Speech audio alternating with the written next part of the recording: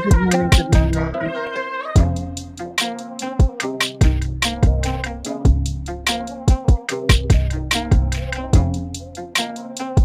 Good morning. Right there, I'm ready for you. I'm just setting up a conversation that I'd like for us to discuss today.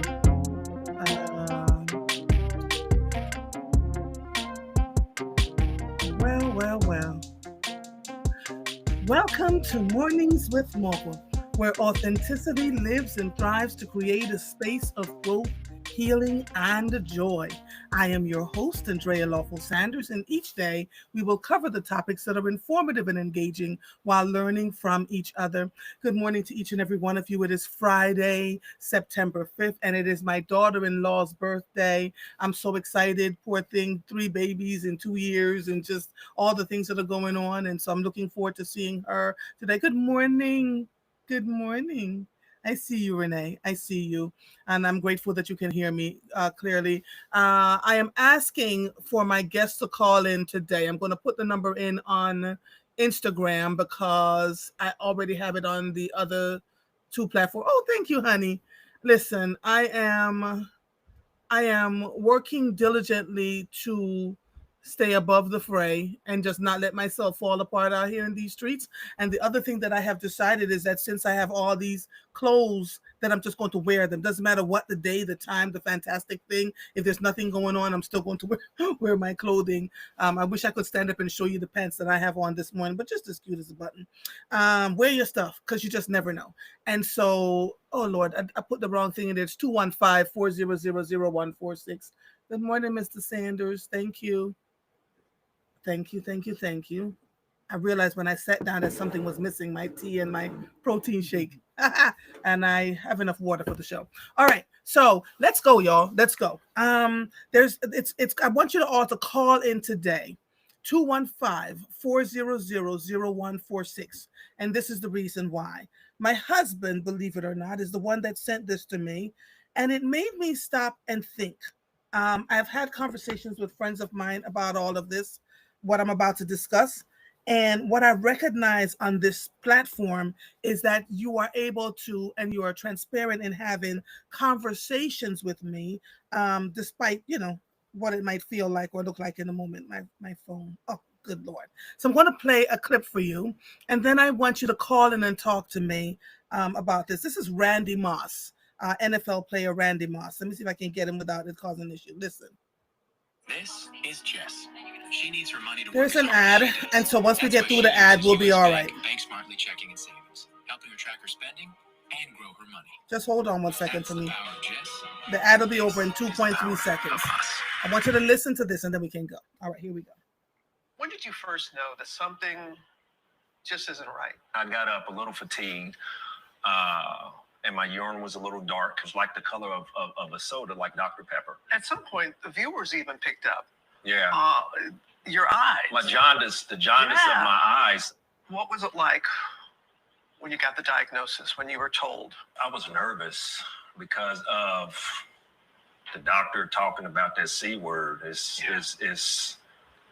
me? And I just think that when you live your life, a certain type of way of, eating right, taking care of your health, and all of a sudden you get diagnosed with cancer. It's kind of like I was overwhelmed, like just hit with a ton of bricks. Randy was diagnosed with bile duct cancer after having a stent put in his liver. I came in at a stage 2, and he told me how lucky I was. His beloved wife, Lydia, becoming his caregiver, supporting him every step of the way. It was hard for me because he didn't want our help, because he's used to doing everything on his own. And as much as he tried to push us away, I think he realized we needed him and he needed us. I was kicking down them doors. I was opening up those blinds. I was like, even if I just have to sit here, I'm just going to sit here. Even if you're angry, even if you don't want to talk, we're going to be here. And you don't think about that until you're faced with, what if he isn't going to be here? And that was really hard. It was really hard because that's not something you just sit around and think about. After undergoing a complex 6-hour procedure that removed parts of several organs, along with chemotherapy and radiation, Randy went into remission. I talk about my faith in the Lord.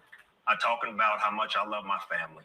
And I talk about the game that I grew up loving at a small age, and that's football. I put one more F in that category, and that's the fight.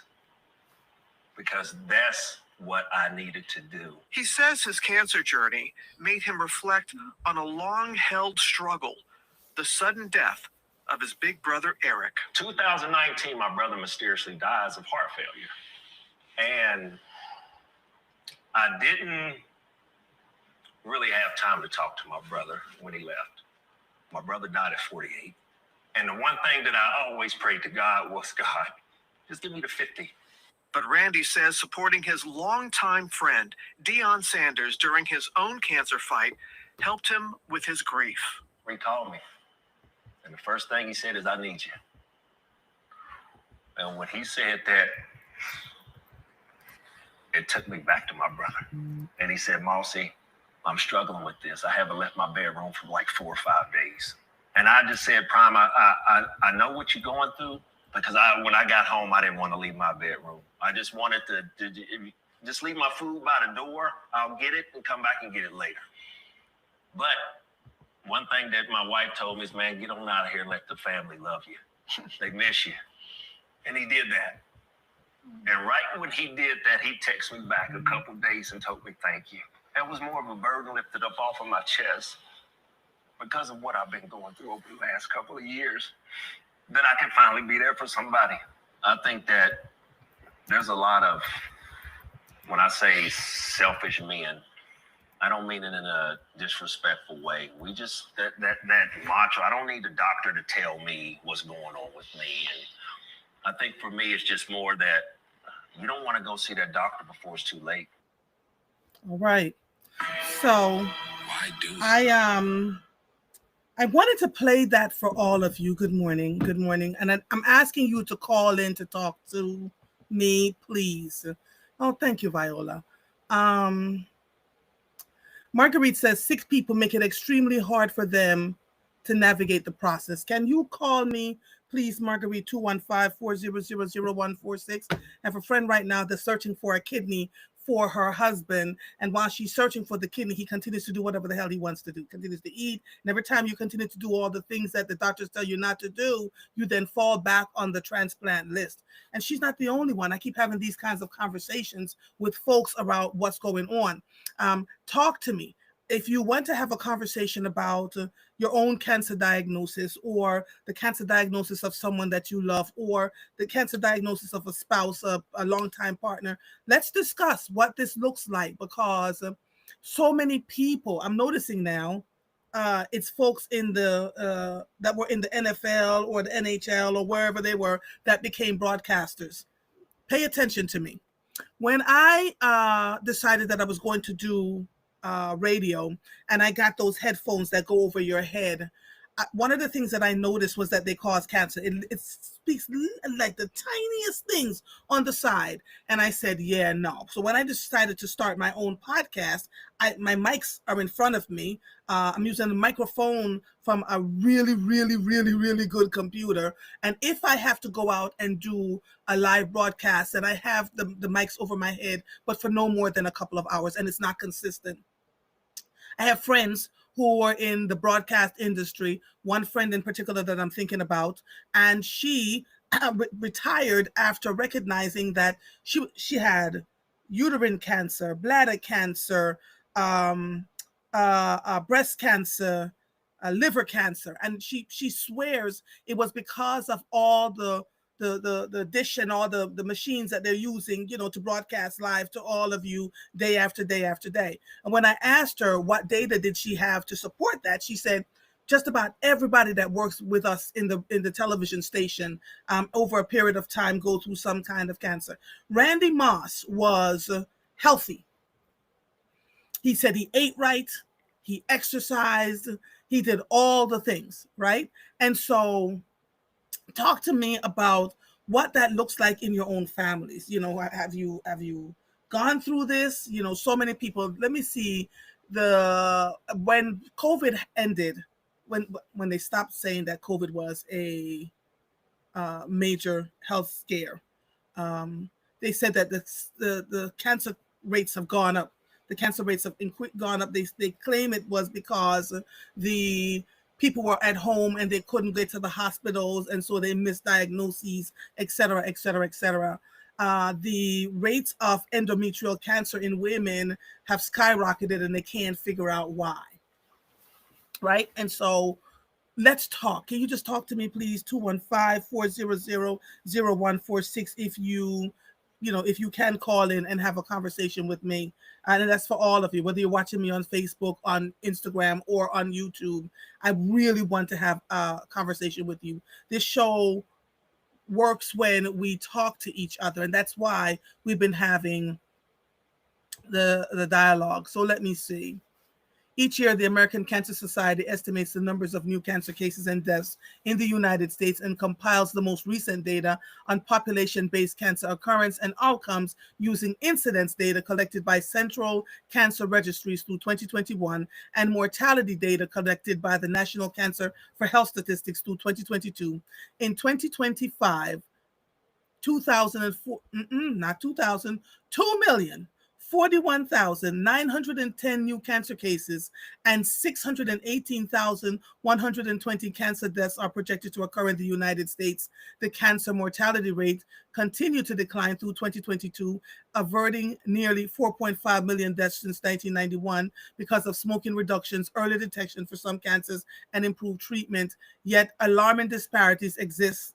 Native American people bear the highest cancer mortality, including rates that are 2 to 3 times those in white people for kidney, liver, stomach, and cervical cancers. Similarly, Black people have twofold higher mortality than white people for prostate, stomach, and uterine corpus cancers. Overall cancer incidence has generally declined in men, but has risen in women, narrowing the male to female ratio from a peak of 1.6 95% confidence interval to 1.57 to 1.61. I have this conversation because we are literally part of the reason why I am struggling every day. And you all look at me and I'm going, what is that? I get these people call me. There was a sister that you all know that called and said she had been saying to a hospital here in Philadelphia for years, something is wrong with me. I am having all this pain. Can you please? And they kept telling her there was nothing wrong with her. There was nothing wrong with her. The tests that they could have taken and should have taken, they did not take. Hold on one second. Good morning. Welcome to Mornings with Mobile. How may I help you? Good morning. I'm trying to turn my volume. Thank you. Thank you. Hold on, Viola. Hold on one second.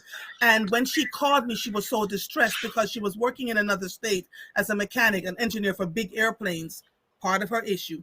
When they finally figured it out, the amount of chemotherapy that she had to go through, and they told her that her survival rate was almost nil. Now, she's still alive, and she's still doing what she can to stay alive. But I'm asking you all, how are you speaking up for yourself? How are you asking the questions? What's going on with all of you? Monica says this brings up so many emotions. So when my hubby was diagnosed, it was hard as hell. Yes, he shut down too, but God took us through, and he's now cancer free. Jesus, Monica. Thank your husband, because it wasn't easy.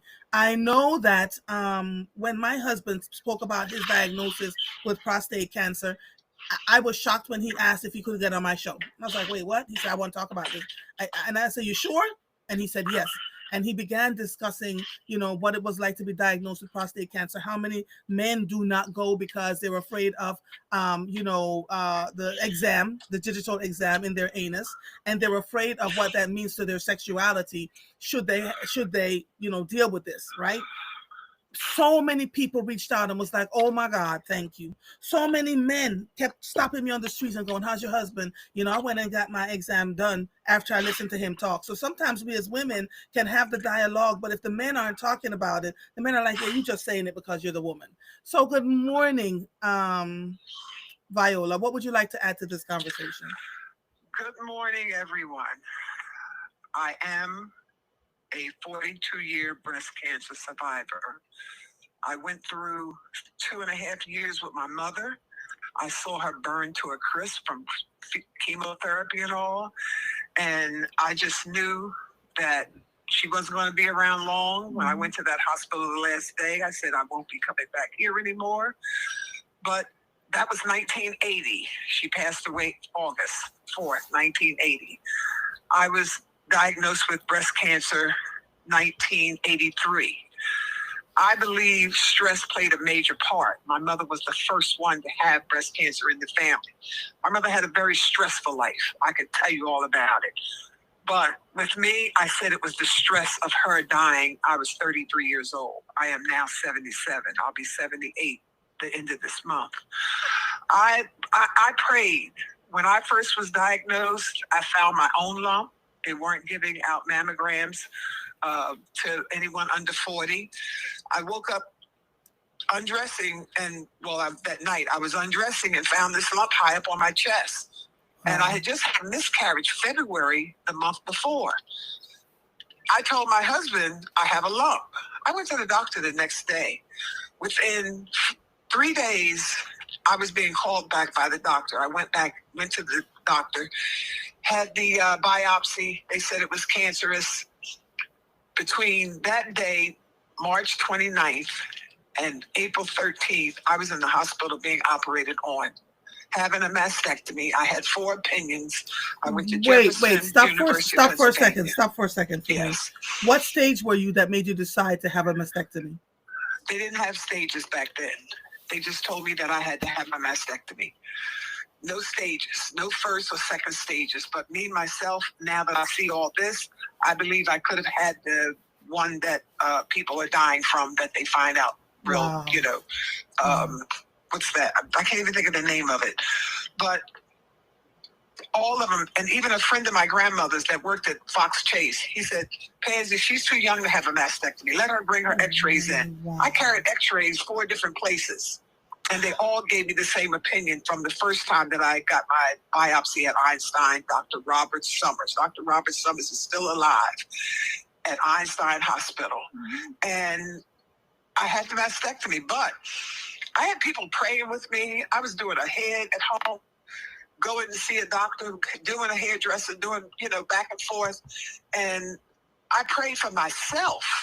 And I said, Lord, if you take my organ and don't give me any medicine, I will thank you the rest of my life. And that's what I've been doing. And I share my story with so many different people. I went to AT&T to get something done with my telephone, and there I am talking to this young man about my cancer and told him about Richard Roundtree. I talk about it on the telephone to anybody. And I never know who I'm talking to. A young boy was telling me about his mom. I share it because it's very important to go to the doctor as fast as you can. Don't let no doctor tell you that he's going to, we'll watch it. No, let him watch somebody else. You go and see about yourself. I talk about it all the time. Yeah. There's not anybody that I don't talk about.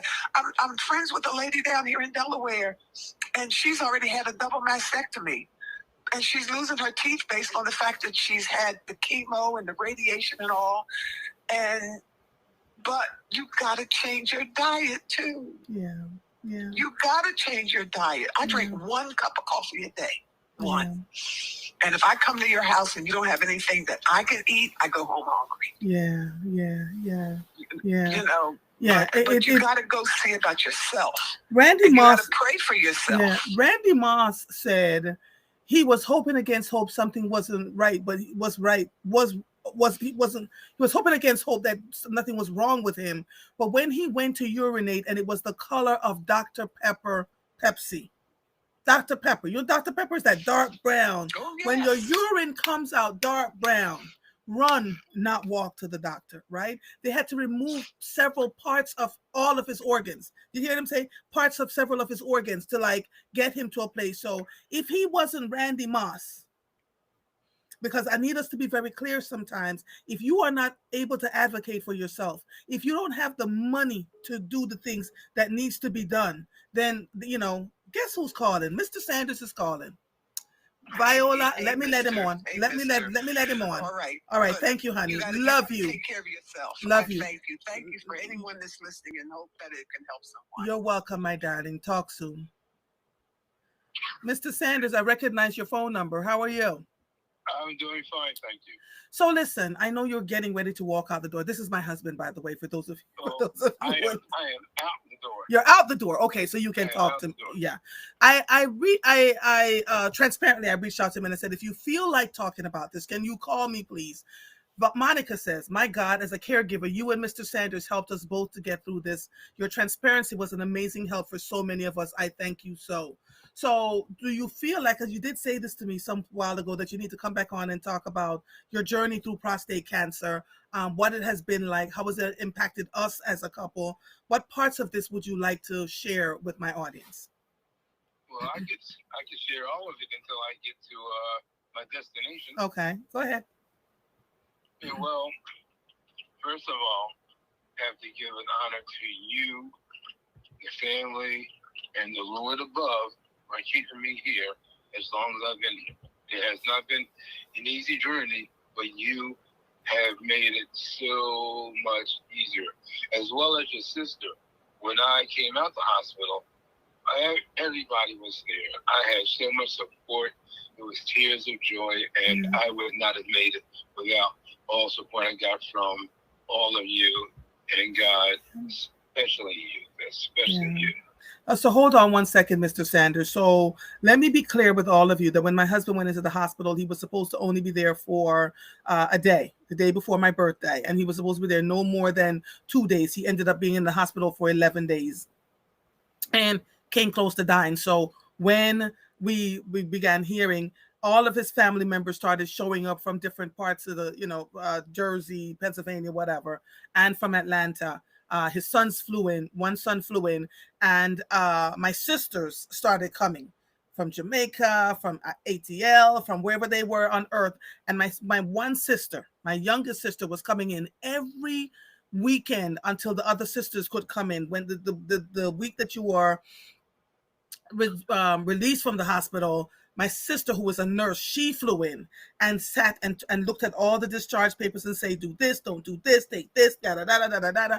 And I was so incredibly overwhelmed. And then on top of that, our daughter Janelle, she came and she was at the hospital every day. His mother and father came. Everybody was at the hospital trying to figure out what to do. And all of that was wonderful. But babe, when you got home and you had physical therapy, that therapy, 3 different therapy, all sorts of therapy coming through this house 5 days a week. Can we talk a little bit about that? Yeah, that was, I never, even when I talk to people wherever I am, I never use the words hard or difficult anymore. I just use the word challenge. And that was a very, very challenging scenario because I had speech therapists, I had physical therapists, and occupational therapists. Every day of the week I had stuff. I had a test come in at least twice a week, every week for 4 months. So it was a challenge getting back to almost normal. My wife doesn't think I'm normal, but that's a whole different story for a whole different day. But anyway, it's just when you have the support of family, it helps. And I tell guys all the time, do not be afraid to go to the doctor. Do not be afraid to talk to your spouse or your significant other or a loved one, because that may save your life. What saved my life? Early detection. Yeah. When I found out that I had it, we put together a game plan immediately as to what we wanted to do, how we were going to do it, and where we were going to have it done. We put all that in place. We didn't say, "Oh, what was me?" We said, "Okay, this is what we got to do." It's not going away. It's not like if you're an artist, and put your hand in the sand, it'll go away. But Mr. Sanders, do you remember when we went to the urologist and you were diagnosed? You were first diagnosed with prostate cancer. Do you remember how silent we were in the car? We were very, very quiet in the car because I think even we were shocked. Yes. when the diagnosis came back as cancer, it was just, and when he told, well, first of all, throughout the whole session with the doctor, we held each other's hands. Yeah. And when the doctor said cancer, you squeezed my hand so hard, but I knew how you felt and why you squeezed my hand as hard as you did. So, yeah, so when we came out the hospital on the way home, dead silence in the car. And knowing, and if all of you know me and my wife, we're never that quiet. Never. But never. It was dead silence in the car. Yeah. So then we took the diagnosis and the information that we were given that he had 6 months to get the prostate out or do radiation because the thing was advancing quickly in his prostate. And so if we went past the 6-month mark, now mind you, my husband had been going every single year to get a prostate exam. The 1 year he went twice because he was like, look, and he had a biopsy twice. And by the time he had that second biopsy, we looked at each other. I said, give me all the paperwork, all the diagnosis. I sent it to my brother-in-law in Jamaica, who looked at it and said, yeah, I agree with them. He needs to take this prostate out, not to do the radiation treatment, to take the prostate out. And then he sent it to a urologist in London, in England, and then he sent it to a urologist somewhere else. So we got several opinions, not just from here in these United States of America.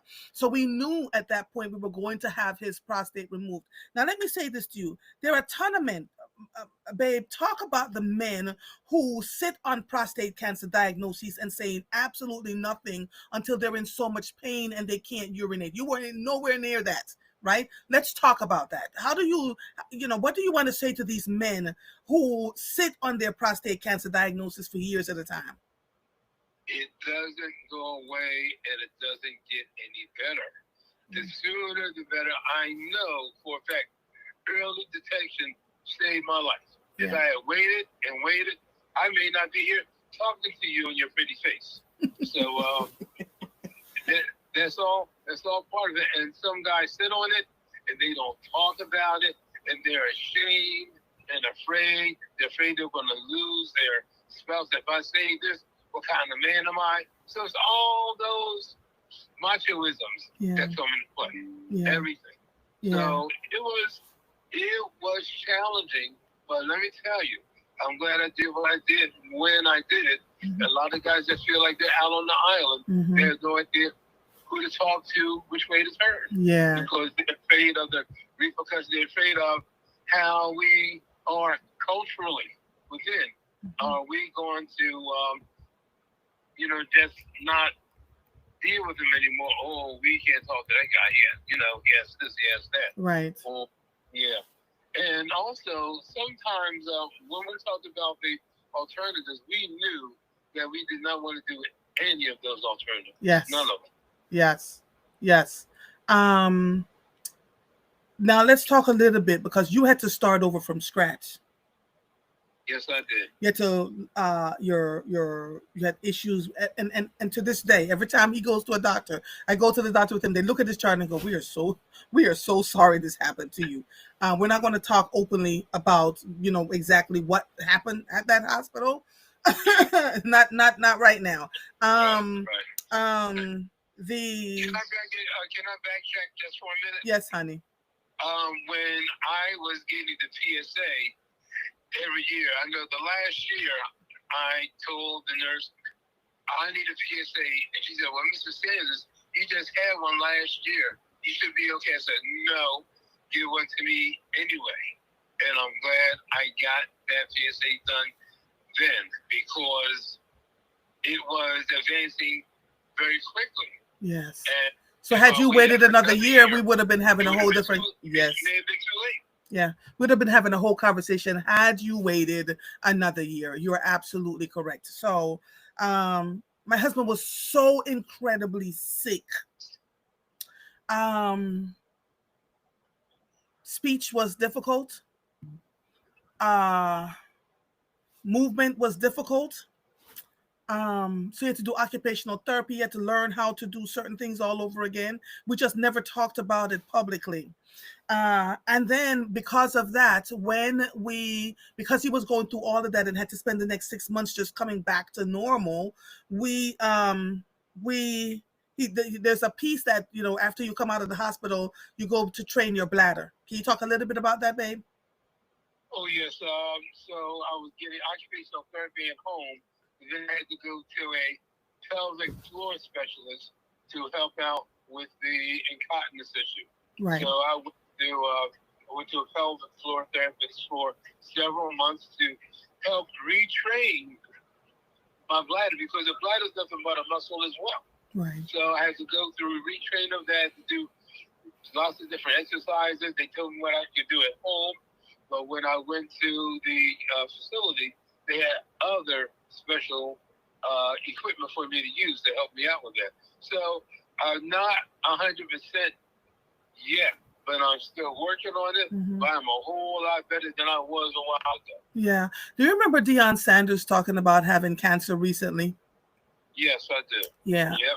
And I just need you all to grasp and to hold on to that this is more than a notion, that it's not a pretty thing, that you must truly love the person that you're with, because in order to walk through this, it is not easy. It's just not easy. It's not easy.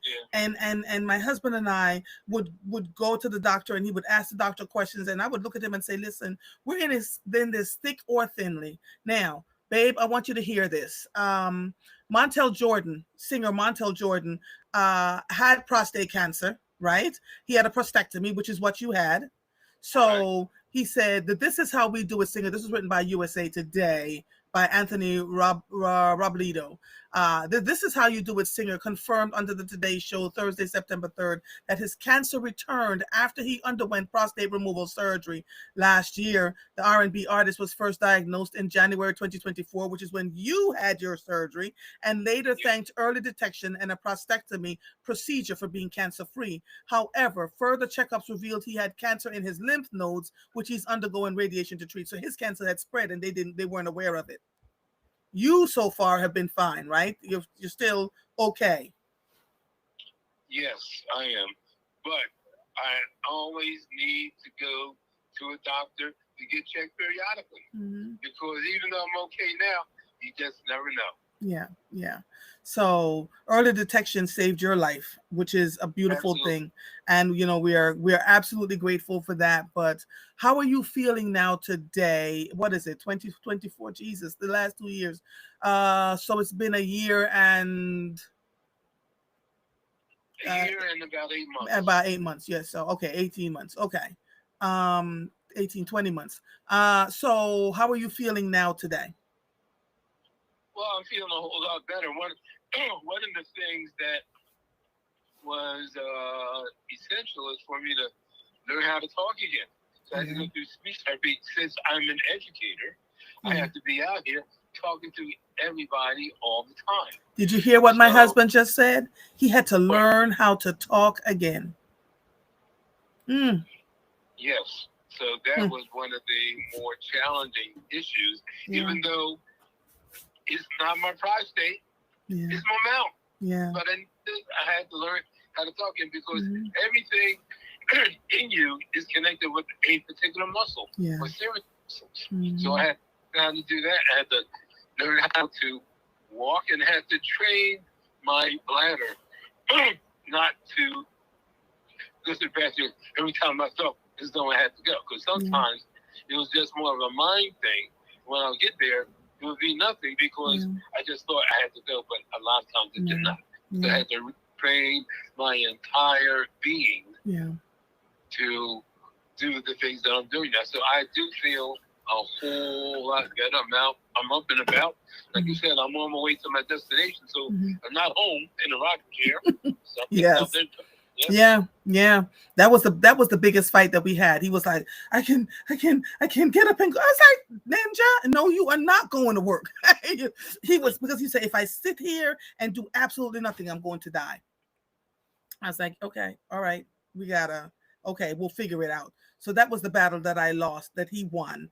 And to his point, he's doing much better because he was able to, once he started to feel a little bit better, he was able to get up and go out and do the things that he needed to do. When you are in a relationship and one person gets sick, you have to decide right away what you're going to do, and you must navigate in a way, not make it about you. So every time my husband would say, I'm frustrated about this, or this is not what I did it, and I said, babe, it's going to be all right. You have to be the person that just listen and understand. I never once questioned him about how he's feeling, how he's all the things. You're right. Marguerite says your body's controlled by your mind. The mind is the foundation of everything. So while I was afraid at times for him, especially when he was in the hospital, I remember coming home, just thinking about it one day, and while he was in the hospital, and I had to take out the trash and I had to lock down the house. I think the first night that I realized he wasn't coming home, at the time when he was supposed to come home, and they had to put him back in the ICU. And I had to take out the trash and I had to do all those things. And I sat there and I turned on my camera and I went live. I think I went live because I missed my mother. I couldn't call my mother. My sister was here and she had to go back home. It was a Sunday evening. And I just could, I'm talking about it and I'm still crying. Like the tears are in my eyes because I kept saying to everybody, he's not okay. Something is wrong. Something is wrong. And everybody kept saying, oh, he's talking to us. He's fine. I said, listen, I'm married to this man. I know him. Thank God I didn't listen to everybody else and paid attention to what I saw was happening in front of me. And that's what saved his life, because they would have said, oh, we don't know what happened. It could have been such and such and such and such. It's crazy. So you also have to know the person that you're loving and living with. You have to pay attention to them, because had I not been paying attention to them, prayer alone, prayer is wonderful, but prayer was not going to save his life. He was literally dying in front of us and nobody. And I was like, okay, here's what we're going to do. Well, all of you who are listening know my wife. And she told the doctors he walked in here, and the last thing I'm going to hear from you is saying, I'm sorry for your loss. Yeah. He is not, he's not rolling out here in a body bag. If he walked in, he's coming out alive, and you will make sure that happens. So I did say that to them, didn't I? I was hot. But I controlled my temperament and said, And those doctors jumped on it, and everybody was giving me, verse by verse, scripture by. All right, Mrs. Sanders, this is what it. Take a look at it. Yes, he does have pneumonia now. Okay, Mrs. Sanders, you were absolutely right about that. Let's take a look at it. The treatment was incredible once they start. And then I fired his urologist, and I know he got into a ton of trouble because the leader of the urology team was pissed off. He walked in and looked at him and said, tell them what you did. and babe, you remember when, I don't even know if you remember this because you were back in the ICU, and people started coming into the room going, I'm looking for Mrs. Sanders, and I lift my hand. Black folk, they were like, girl, you got this entire hospital on fire. We just want to come and shake your hand, because oftentimes people come in here, these things happen, and they walk out, and people die, and we see the mistreatment, etc., etc. Let me tell you, to this day, one of the top leaders of that hospital, he'll reach out and say, I am still so grateful to you and the way you managed this, because this could have turned out completely different, and we are grateful. But you got to believe enough. Sometimes they pretend like they don't care what they believe they know everything, and your body well enough. Speak up and say, this is what I am experiencing. This is what I am going through. This has been a challenging time for my husband and I, but I recognize, like Monica talked about this, a lot of folks started calling me going, this is what's happening with my husband. Quietly, one person called and said, my husband's PSA was 300 and something. What? And so she said, I listened to your show. I listened to your husband. And what we ended up doing was going to the hospital. And so she said, now I'm working through, Renee says, I just got out of the hospital yesterday from Sunday. I had to be my own advocate and let them know I did not get these blood clots until after the COVID shots. The clots come every 2 years. Speak up for yourselves. Speak up for yourselves. Speak up for yourselves. Right? And it's a shame that we have to temper our voices and, not be emotional, because they have all these terms that they use to, talk about us as Black people in hospitals. One of the people that came to visit, that for those of you who came to visit, for those of you who dropped off food, for those of you who continue to check in, we thank you, because let me be clear now on this side of it. I almost lost my mind. I was like, what? What? The first day he came home from the hospital. Can I share? Can I share? Can I Yes. share? Can I? Yes. of Okay. course. First day he came home from the hospital, he could not make it up the steps, and so he had to sit in this chair. So we had to order a chair for him to sit in. That the chair would lean him back, and then the chair would propel him up out, so we could help him to stand up. And he went to sleep and slept. And when he woke up, he was wet everywhere. Now I want you to envision my helping him to get up the steps in the bathroom so I could bathe him. Are you all ready for all of that? And I had to order a hospital chair to sit him in the bathtub, and I bathed him from the tip of his head to the soles of his feet. And I was there. I'm telling you, this is way more than a notion. So what do you do? And my husband is so stubborn. He didn't want to use a walker. He didn't want to, and he forced himself to work with the therapist so he could walk again, so he could do all the things that he needed to do. But are you ready for this? Is this something that you are willing and able to do? Should you get there? You see me running around in my cute little clothes and blah blah blah blah blah. What would happen? What is happening in your homes if your spouse gets sick, or someone that you love dearly gets sick and you have to help them? We had to bathe my mother. We had to clean my mother. Are you ready for these things? Whew, Lord have mercy. And if it is you, are you willing to allow people to help you? Yes. Yes, right. Are you there you go, babe. Are you willing to allow people to help you? Are you? Because a prostate cancer diagnosis is a journey.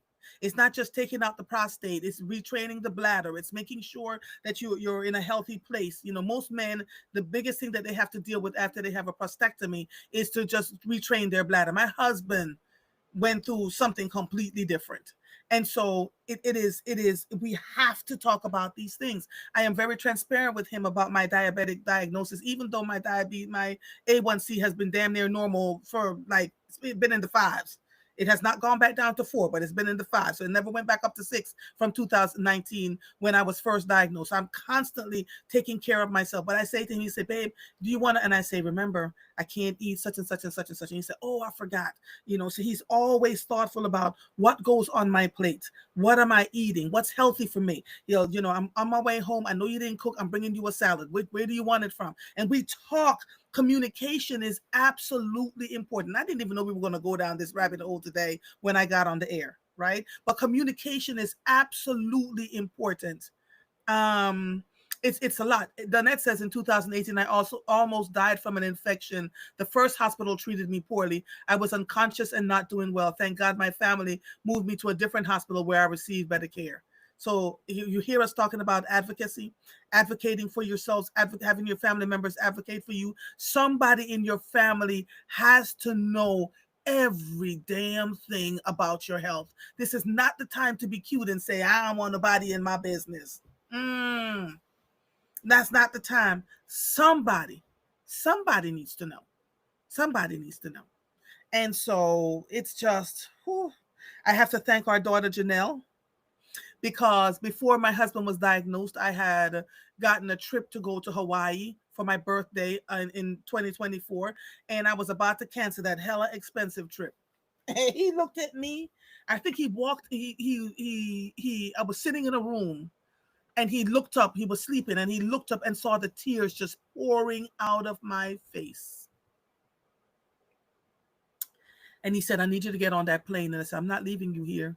People are going to say, he said, who cares? He said, no, I don't care what anybody says. This is my marriage to you. I see what you have done. I saw that you saved my life. Janelle will come here and stay with me. And Janelle was like a drill sergeant, I'm telling you. He said, get on that plane and go. And Janelle was in here. Tell him what Janelle did to you, babe.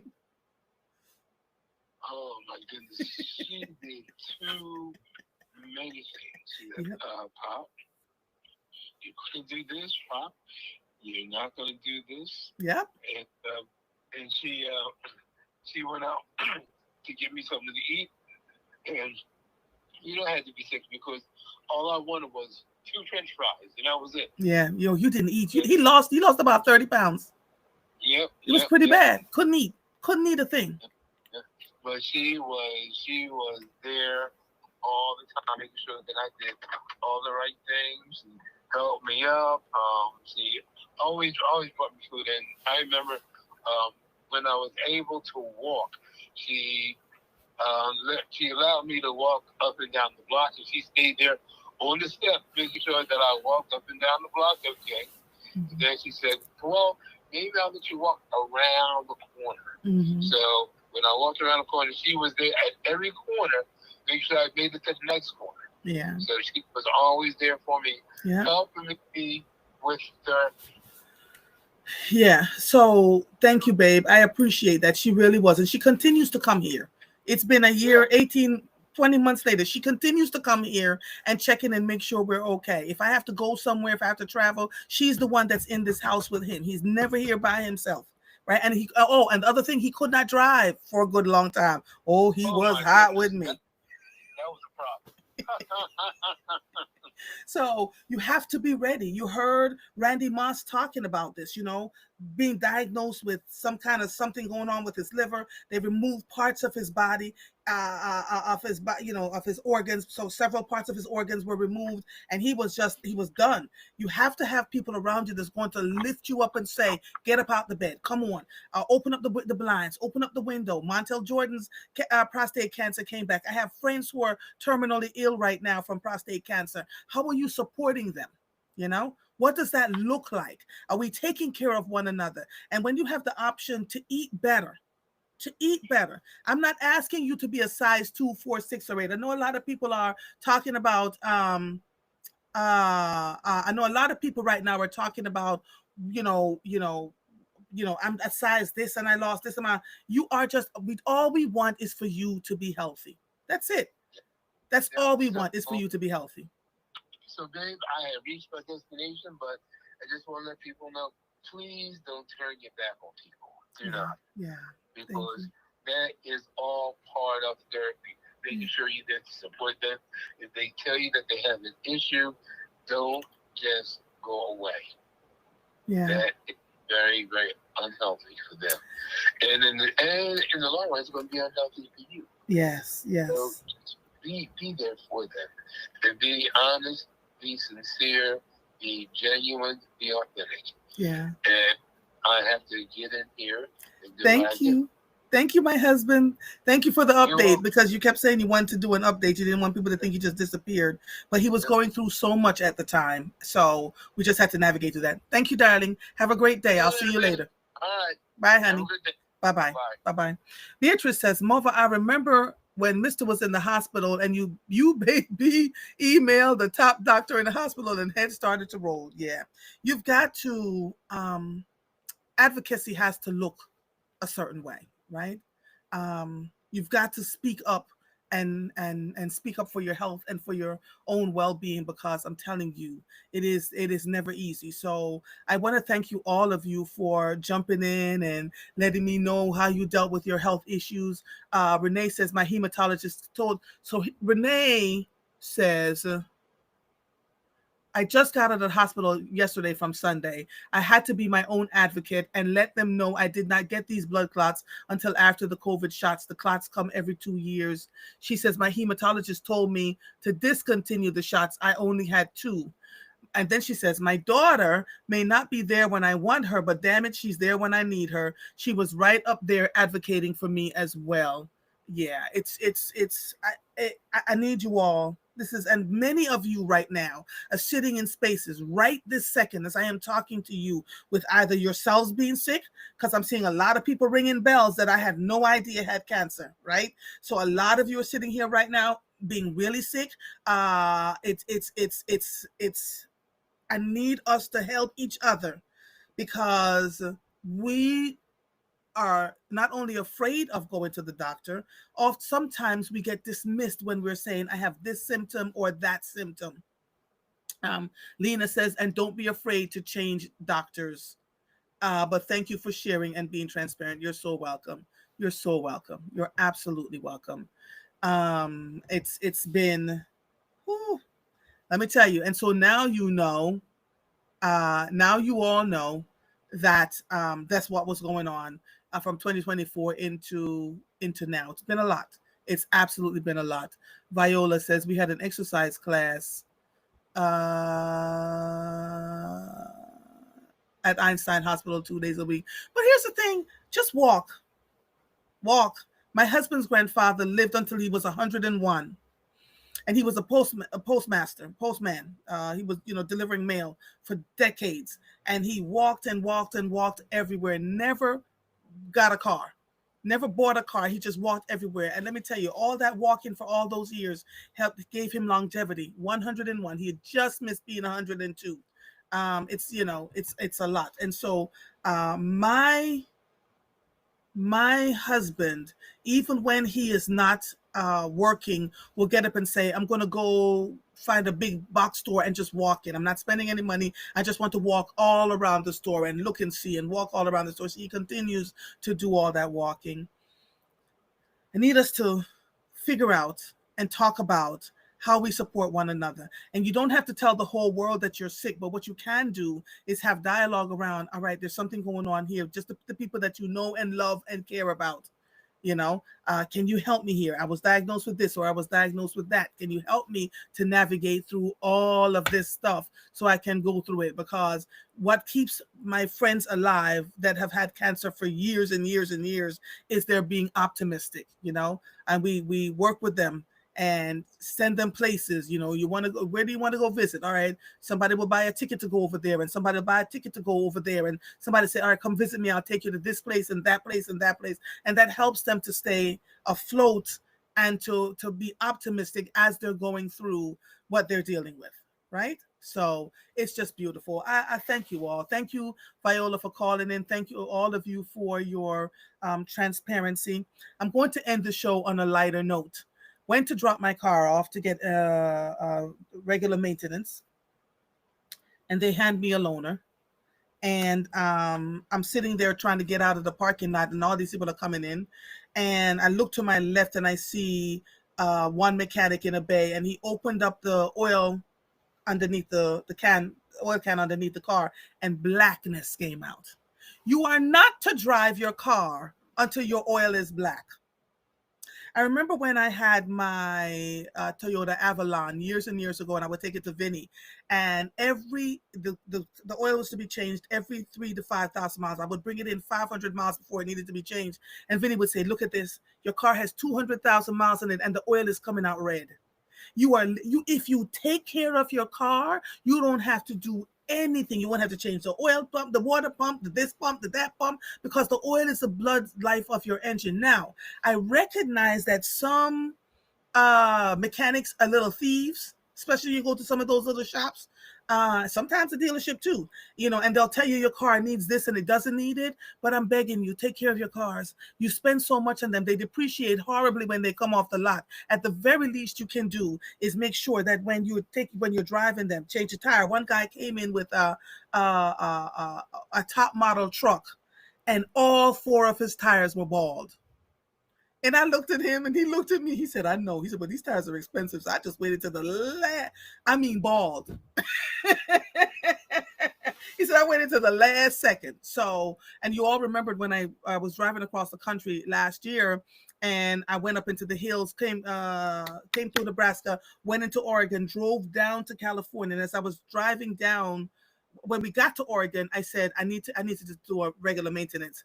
And I stopped at the dealership, and the guy says, well, we're almost closed, but you're going to need brakes. You can drive home. I said, I'm not driving 3,000-4,000 miles back home with my back brakes like it is. And then I had to go down into California. And as I'm going down California, the hills, the mountains, it was like this.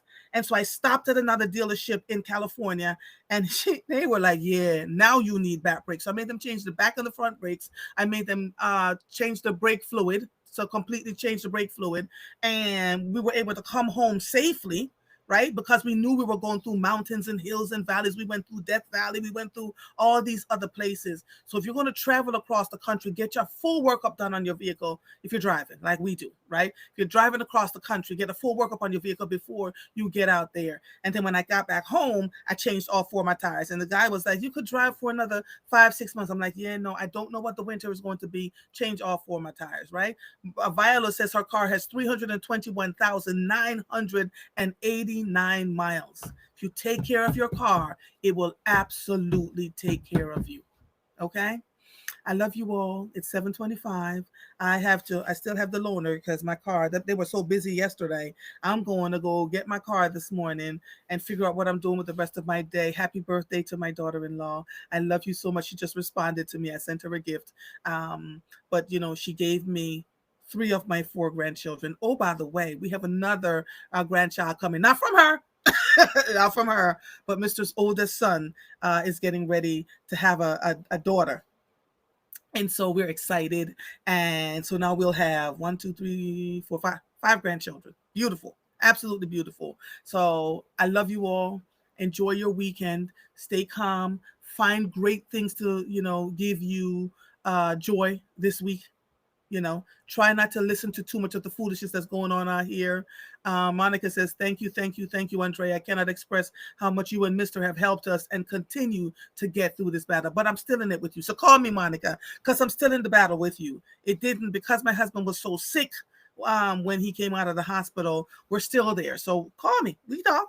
I can share with you some stuff that we're currently working through, but it's okay. It's absolutely okay. As long as you love each other, as long as you have faith, as long as you pray together and communicate, then you can get through. Because remember, the minute we're born, our bodies, by the time you get to 35, 40, your bodies start to disintegrate. We're now on the spiral going into death. Our bodies start to break down. So all this wonderful talk that we're having about, oh my God, you'll be 99 and feel like 42. No, you will get to 40 and start to feel like something else is going on. Your body's starting to hurt, hot flashes, you can't urinate, prostate, all the things. Oh, Joseph, you are so welcome.